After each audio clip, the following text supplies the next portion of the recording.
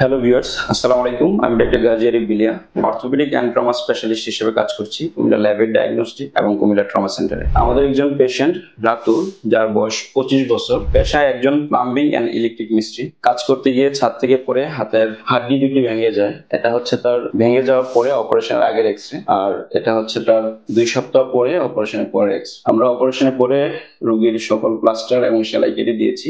আজকে 2 সপ্তাহ পরে আমরা তার হাতের রেঞ্জ অফ মুভমেন্ট অ্যাসেস করতেছি। দেখি তো ভাই, তুমি হাত সোজা করো। ভেরি গুড, ওয়াচ করো। আবার সোজা করো, নিচের দিকে ঘোরাও, উপরে ঘোরাও, আবার হাতের কবজিগুলো নেড়ে দেখাও। আঙ্গুল মোট করো, সোজা করো, সোজা করো, মোট করো। ওকে, ফাইন।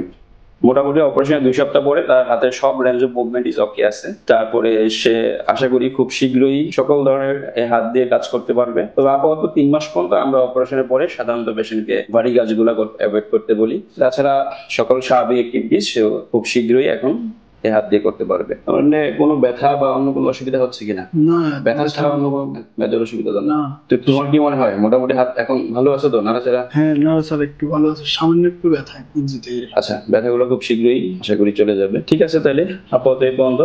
ধন্যবাদ।